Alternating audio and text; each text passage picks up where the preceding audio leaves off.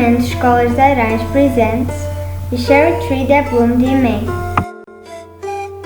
It all happened a long time ago, when the Iberian Peninsula was part of the Roman Empire, ruled by the Emperor Adrian.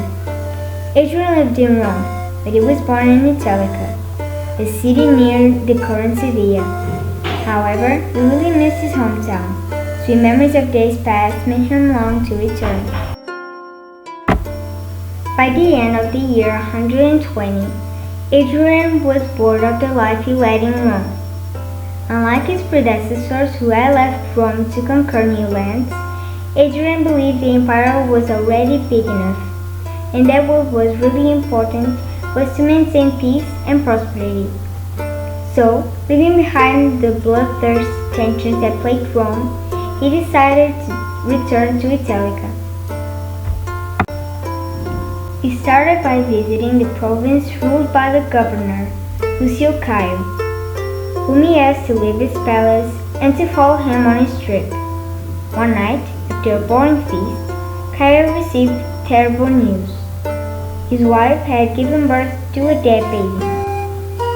Lucio Caio mourned his son's death, but he was far from imagining what had secretly happened in his palace.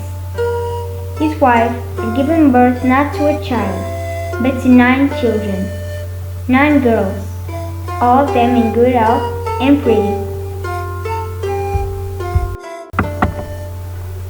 Frightened and thinking that it was a punishment from the gods, his wife called Sita, her most trusted servant, and ordered her to drown the children in the East River, which flowed near the palace. Sita didn't know what to do, but one thing she was sure of: she wasn't going to drown the girls in the river. Then she remembered Ovidio, the Bishop of Braga, who didn't live far, and she asked him for help. Together, they decided that the best way to save the girls was to keep them hidden.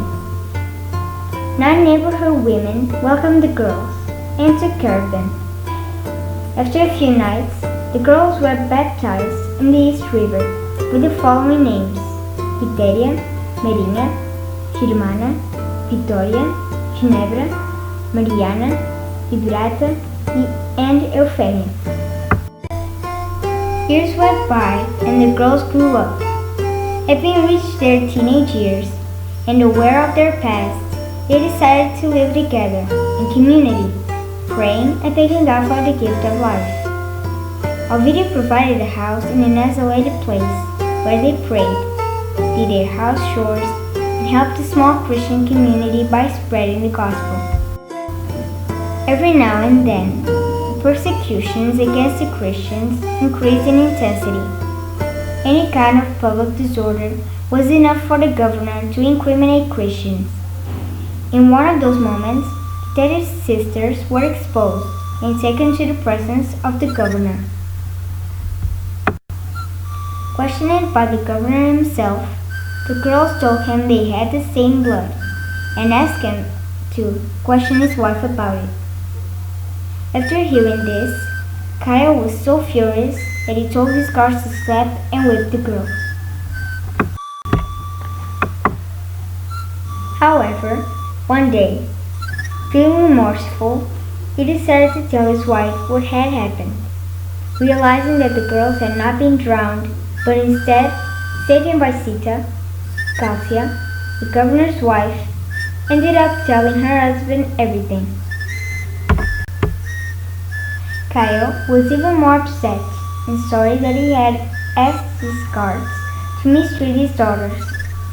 He released the girls immediately and promised to decrease the persecution on Christians and not to punish those who had welcomed them.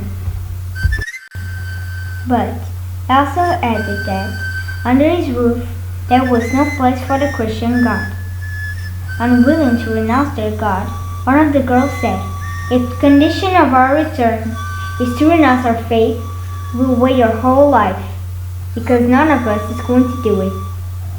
And for that reason, Lucio Caio ordered them to be taken to a beautiful place and set maids to guard them. One night, However, the 9 twins eluded surveillance and left the house separately. Each one of them would join other Christians in different parts of the region.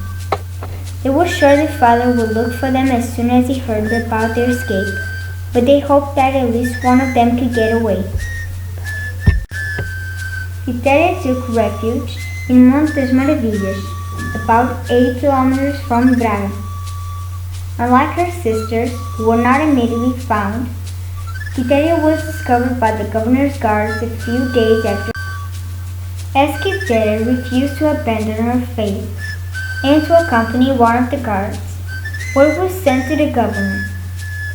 Some of her companions tried to convince Quiteria to escape again, but she said, "Go if you want to, but I will give my testimony right here at the top of this hill."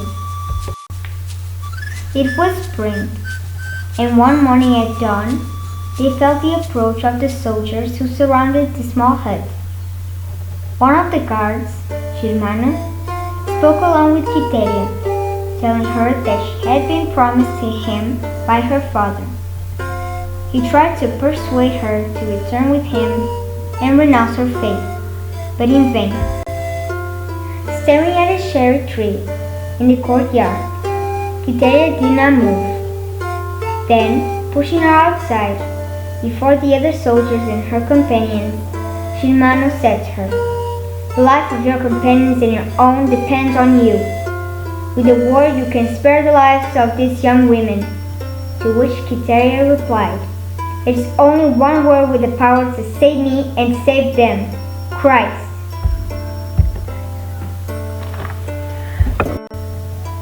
Germano drew his sword and killed Quiteria on the spot, beheading her. The remaining soldiers did the same to her companions. The cherry tree blossomed at that moment, though it was May. A glow of light enveloped that sea of blood. Germano and the rest of the soldiers went blind and fell to the ground. It is said that in that place of bloodshed, a fountain sprang. It was the year 135 when Quiteria and her companions became martyrs.